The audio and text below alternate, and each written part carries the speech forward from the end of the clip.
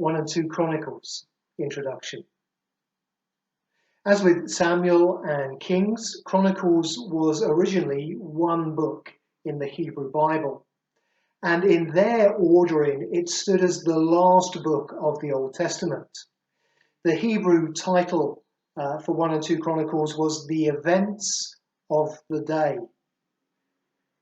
1 and 2 Chronicles retraces the history of Israel from Adam all the way through to the end of the Babylonian exile.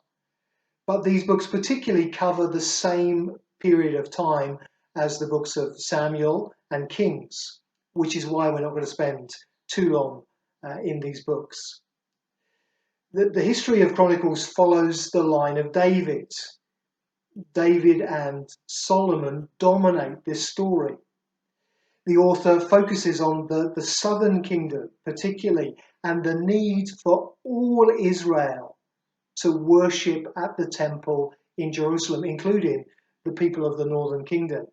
He writes a lot about the temple, prayer, worship, and the Levites. Generally, Chronicles has a more positive tone than 1 and 2 Kings, even in its description of the northern kingdom. The author particularly highlights the strengths of David and Solomon and holds them up as ideals for the people to copy in their own day. The author also wants his readers to see that God is in control of all nations, and ultimately Israel would be a blessing to the nations, fulfilling God's promise to Abraham in Genesis 12 verse 3. He wants them to see that God has been faithful to the promises he's made to David. The identity of the author of Chronicles isn't known, although he's clearly writing after the exile. Tradition suggests that maybe the author was Ezra, which is possible, but we don't know for sure.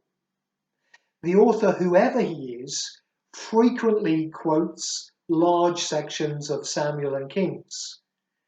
He also makes use of a number of the other Old Testament books and even some extra biblical sources, that is, documents, books that don't belong to the Bible.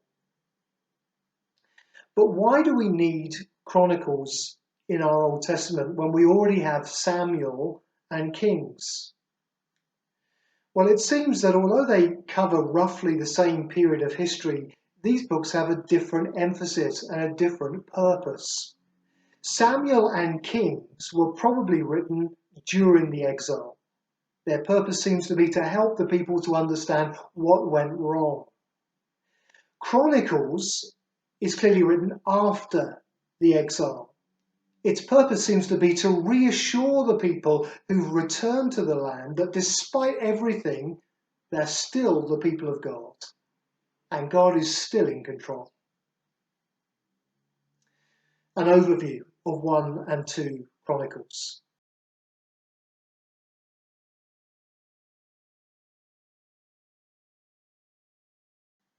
Chronicles can be divided into 3 main sections. First of all, the genealogies, 1 Chronicles chapters 1 to 9. The genealogies start with Adam and they end with the inhabitants of Jerusalem after the exile. The second section is the united monarchy under David and Solomon. That's found in 1 Chronicles 10 through to 2 Chronicles chapter 9. And then finally, the divided kingdom, 2 Chronicles chapters 10 to 36. These chapters cover the history of Judah, the southern kingdom, especially the kings from Rehoboam through to Cyrus's edict that the people of Judah could return to the land. The book ends with these astonishing and hopeful words from a pagan king. 2 Chronicles 36 verses 22 to 23. This is what it says. In the first year of Cyrus, king of Persia, in order to fulfill the word of the Lord spoken by Jeremiah, the Lord moved the heart of Cyrus, king of Persia, to make a proclamation throughout his realm and also to put it in writing. This is what Cyrus, king of Persia, says. The Lord, the God of heaven, has given me all the kingdoms of the earth and has appointed me to build a temple for him at Jerusalem in Judah. Any of his people among you may go up, and may the Lord their God be with them.